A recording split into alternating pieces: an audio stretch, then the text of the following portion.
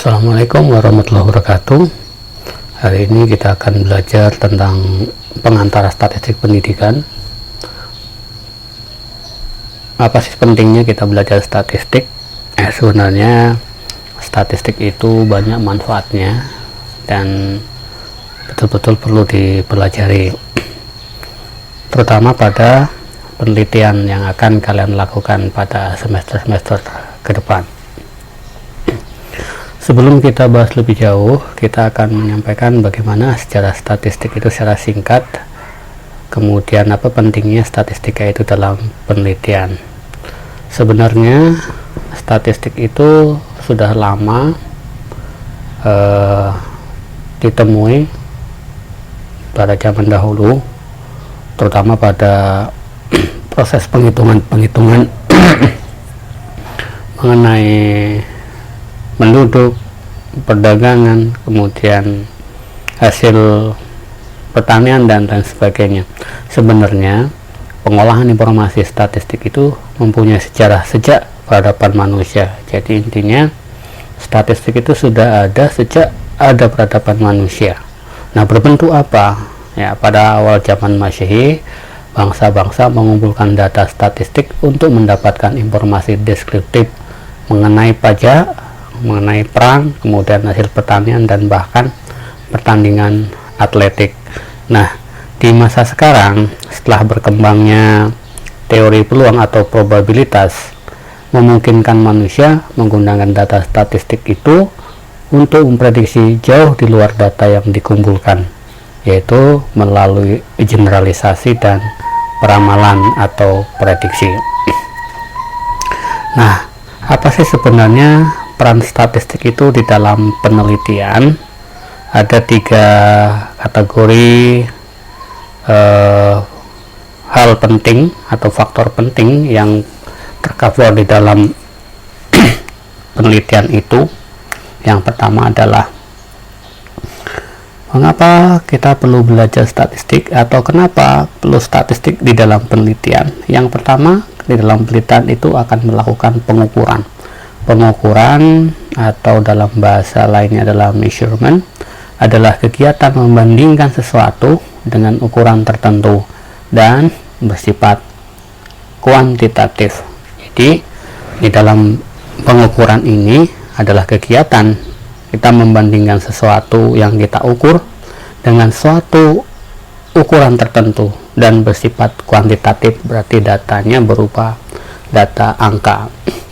Kemudian selain pengukuran ada faktor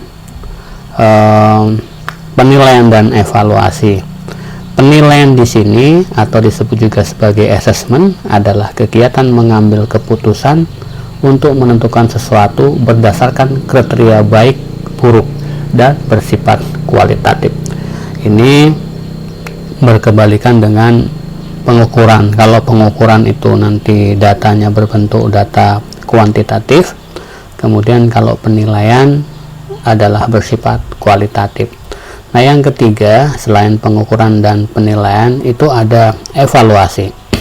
Evaluasi sebenarnya mencakup pengukuran dan penilaian. Secara spesifik dapat dijelaskan di sini, evaluasi atau evaluation itu adalah kegiatan yang meliputi pengukuran dan penilaian. Berarti di dalam evaluasi itu mengcover pengukuran dan sekaligus penilaian.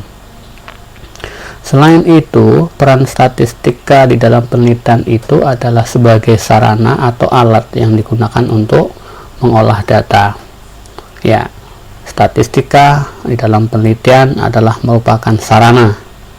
Di mana kita lihat sarana itu, pertama kita tinjau dari bagaimana nanti data diukur, kemudian bagaimana data itu nanti diolah, lalu dianalisis, sekaligus bagaimana menginterpretasi dari data yang telah dianalisis itu. Nah, di sini nanti kalian perlu mempelajari penelitian itu tersendiri di dalam mata kuliah penelitian.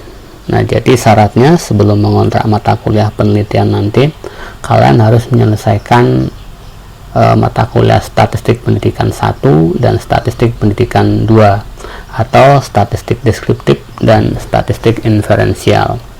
Selanjutnya ini sangat penting karena harus bertahap. Anda menyelesaikan statistika, kemudian bisa mengambil mata kuliah penelitian atau riset itu. Nah, kalau sudah menyelesaikan mata kuliah penelitian atau riset itu, baru kalian bisa mengambil skripsi, penelitian dalam skripsi. Nah, jadi pesan saya, mengapa perlu statistika dalam penelitian itu? Seharusnya kalian sudah memahaminya karena sangat penting.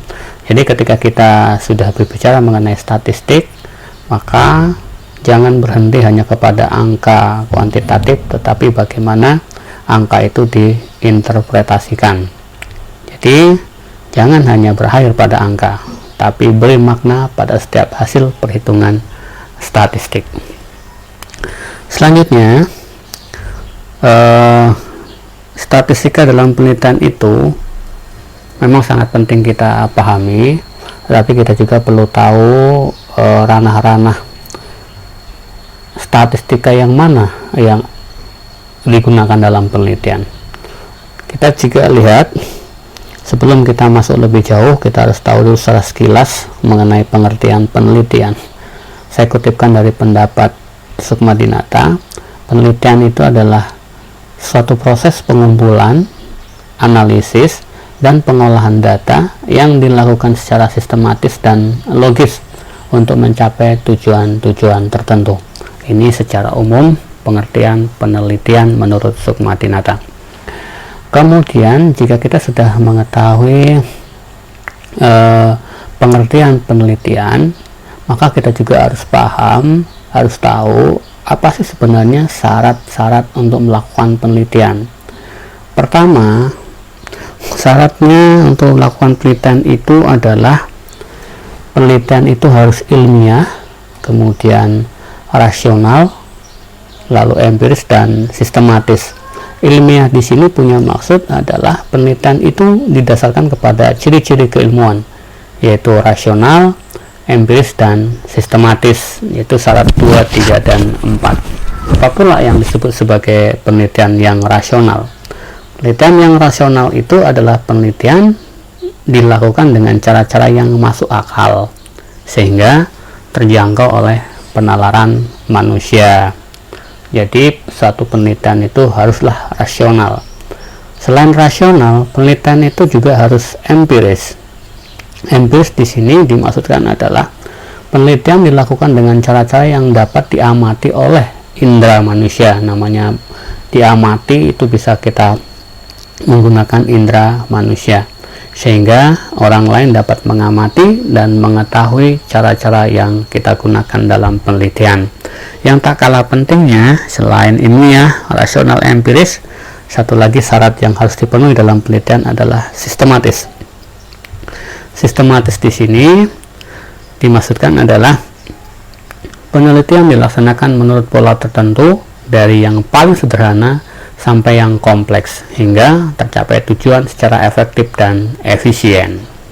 Jadi kalau kita ingin melakukan penelitian, maka kita harus memenuhi 4 syarat ini.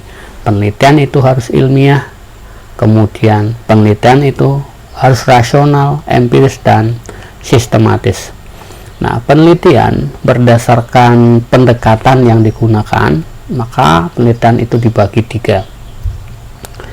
Pendekatan kuantitatif, kemudian pendekatan kualitatif, dan mix atau gabungan di antara kedua metode sebelum pendekatan kuantitatif dan kualitatif. Kemudian jika kita lihat dari metodenya, penelitian ini sangat banyak. Di sini saya sampaikan beberapa saja. Misalnya adalah metode korelasional, itu yang mengkaji hubungan atau korelasi. Kemudian komparasional yang membandingkan atau uji beda, eksperimen, kemudian R&D, Research and Development, lalu PTK, penelitian tindakan kelas atau Classroom Action Research, dan lain sebagainya. Sangat banyak metode-metode di dalam penelitian. Selanjutnya, statistika yang digunakan di dalam penelitian itu ada 2 kategori. yaitu statistika deskriptif, kemudian statistika inferensial. Nanti kita akan menjelaskan secara singkat statistik deskriptif dan statistik inferensial. Kemudian hubungan statistika dengan metode ilmiah itu di mana? Kita coba jabarkan terlebih dahulu. Metode ilmiah adalah merupakan cara mencari kebenaran. Bila ditinjau dari segi penerapannya, resiko untuk melakukan kekeliruan paling kecil. Berarti kita secara ilmiah bisa menggunakan metode ini untuk melakukan penelitian. Dan dalam penelitian itu tentu membutuhkan statistika, lalu membutuhkan metodologi penelitiannya. Kemudian langkah-langkah dalam metode ilmiah itu ya paling tidak ada 5. Pertama adalah merumuskan masalah, kemudian melakukan studi literatur, yang ketiga membuat dugaan-dugaan, pertanyaan-pertanyaan atau hipotesis, lalu yang keempat mengumpulkan dan mengolah data, menjawab pertanyaan dan menguji hipotesis, yang kelima mengambil kesimpulan atau menarik kesimpulan. Nah, di langkah 1, 2, 3 dan saya ulangi 1, 2, 3, 4 dan 5 ini di manakah peran statistika? Ternyata pada langkah keempat disinilah peran statistika di dalam penelitian. Itu termasuk langkah keempat dari metode ilmiah. Nah, peran statistika di sini, statistika digunakan untuk mengumpulkan, kemudian digunakan untuk mengolah data, lalu menjawab pertanyaan atau rumusan masalah pada langkah pertama, dan sekaligus digunakan untuk menguji hipotesis. Hal-hal yang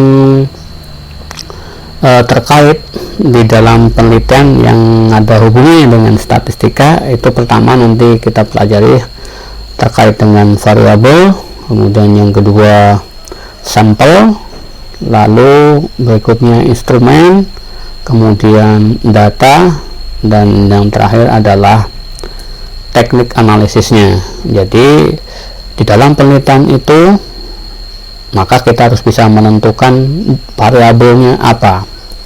Variabel bisa tergambar di dalam masalah penelitian, sekaligus bisa dilihat di judul penelitian kita. Kemudian sampel. Sampel ini adalah sebagian atau beberapa bagian dari populasi. Artinya kalau populasinya jumlahnya sangat besar, tidak memungkinkan kita melakukan penelitian terhadap populasi, maka ada mekanisme yang diambil adalah penarikan sampel. Kemudian instrumen tentu saja dikaitkan dengan variabel yang diteliti. Instrumen itu nanti dikembangkan berdasarkan teknik pengumpulan datanya. Kalau variabelnya X, misalnya motivasi belajar, teknik pengumpulan datanya adalah menggunakan angket atau kuesioner, maka instrumennya adalah pernyataan atau pertanyaan dalam angket atau kuesioner itu. Instrumen dalam rangka memperoleh data. Nah, di data ini kita juga harus paham jenis-jenis data. Paling tidak kalau kita lihat dari skala pengukurannya, kita harus paham dulu perbedaan data yang kita kumpulkan. Ada data nominal, kemudian data ordinal, lalu data interval dan rasio. Nah, di teknik analisis data inilah peran statistik yang sangat menonjol. Maka di sini nanti di metode penelitiannya, kalau di proposal penelitian itu ada di bab 3, maka di sana akan tercover semua teknik analisis datanya. Selanjutnya, konsep statistika. Statistika itu sebenarnya adalah kegiatan untuk mengumpulkan data, kemudian menyusun data, menyajikan data, menganalisis data dengan metode tertentu, lalu menginterpretasikan hasil analisisnya. Ini adalah ranah dari kajian statistika. Kemudian di dalam statistika ini, statistika dibagi menjadi dua bagian besar. Tadi di depan sudah kita singgung. Pertama adalah statistik deskriptif, yaitu berkenaan dengan pengumpulan, pengolahan, dan penyajian sebagian atau seluruh data pengamatan untuk memberikan informasi tanpa pengambilan kesimpulan.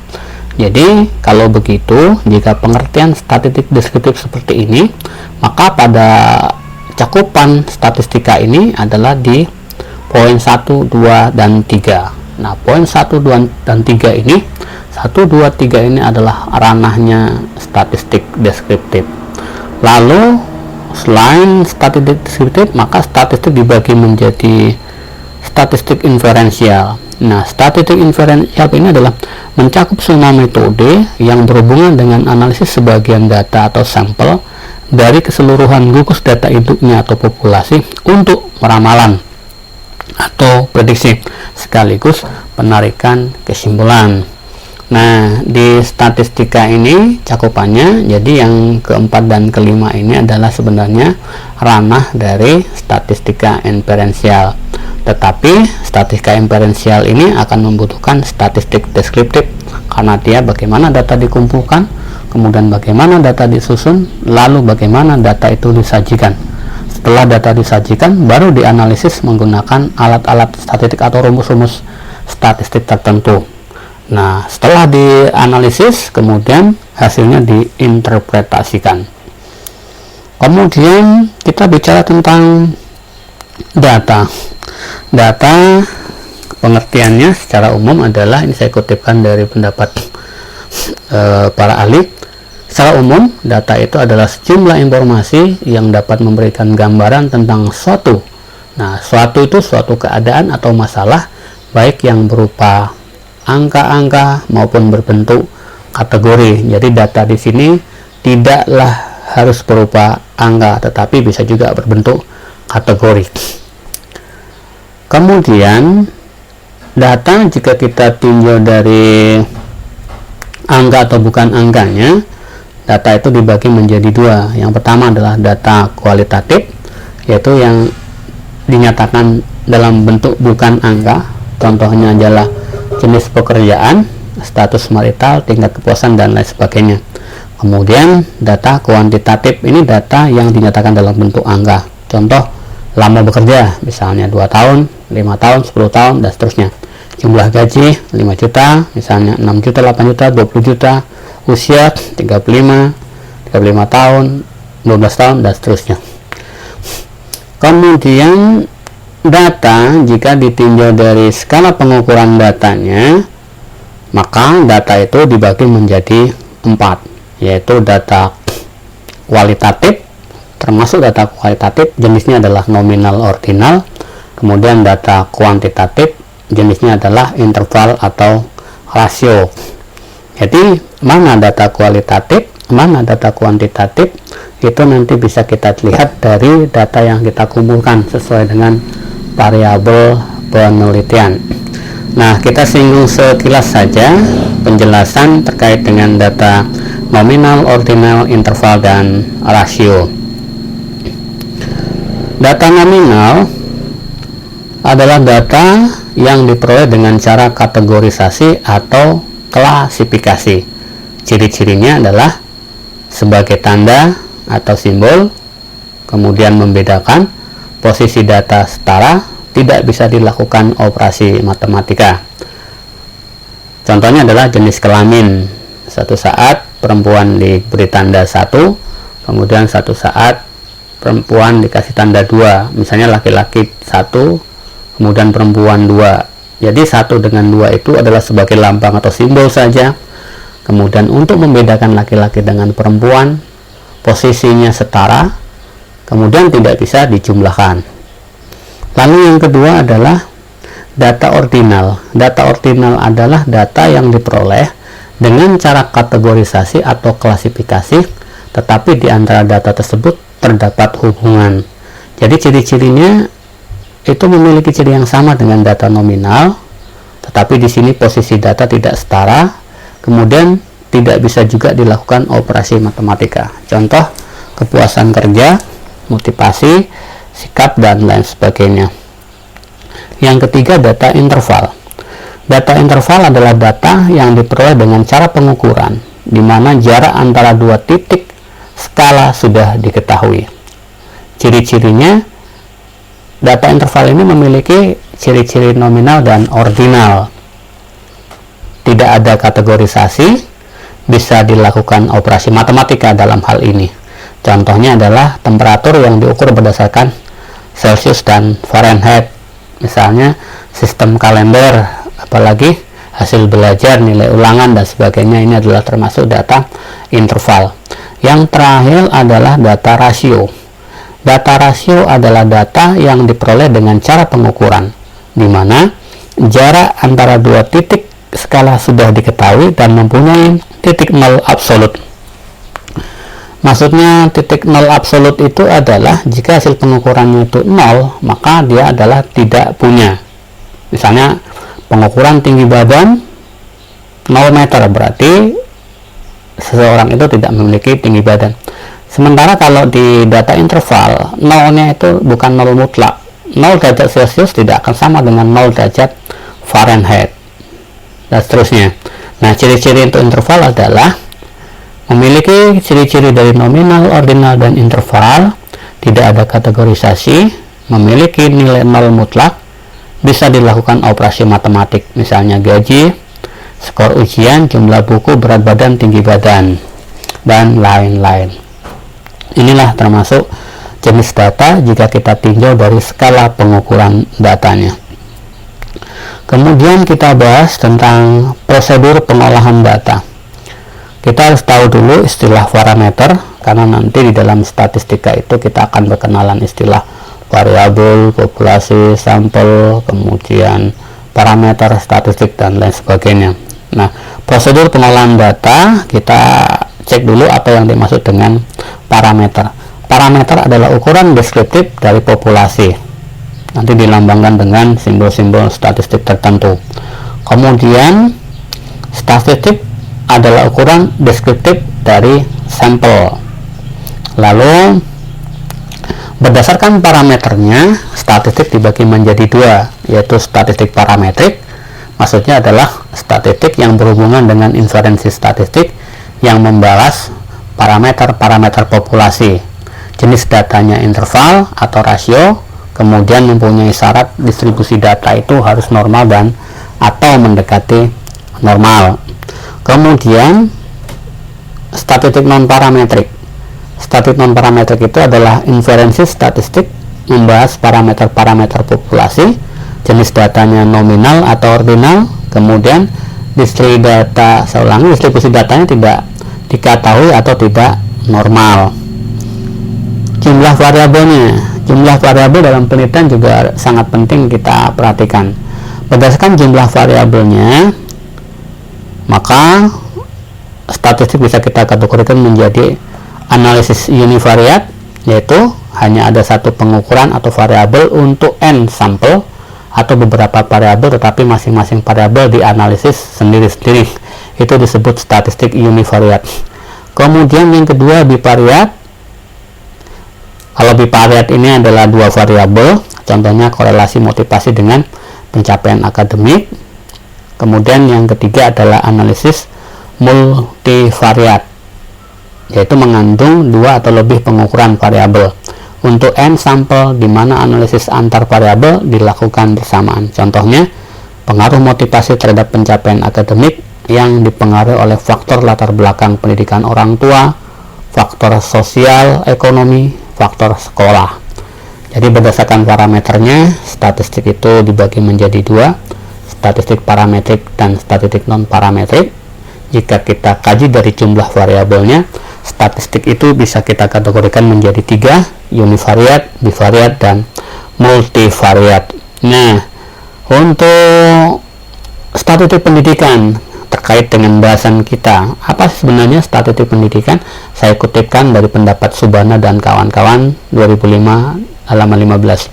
Katanya, statistik pendidikan merupakan statistik yang membahas tentang prinsip-prinsip metode dan prosedur pengumpulan data, menganalisis dan menginterpretasi sekumpulan data pada dunia pendidikan. Artinya, secara singkat, statistik pendidikan itu adalah statistik-statistik yang digunakan di ranah dunia pendidikan. Data apa saja kira-kira yang ada di dalam pendidikan itu bisa kita jabarkan misalnya seperti ini. Data statistik yang banyak ditemukan atau dianalisis pada dunia pendidikan misalnya adalah data hasil belajar.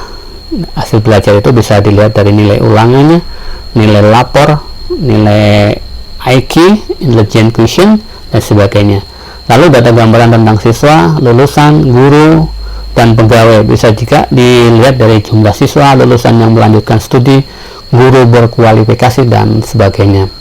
Selanjutnya data tentang anggaran pendidikan, bisa belanja rutin pegawai, dana kesiswaan, dan sebagainya. Data tentang kepustakaan, administrasi, dan perlengkapan, misalnya tentang jumlah buku, jumlah sarana, media, dan lain sebagainya.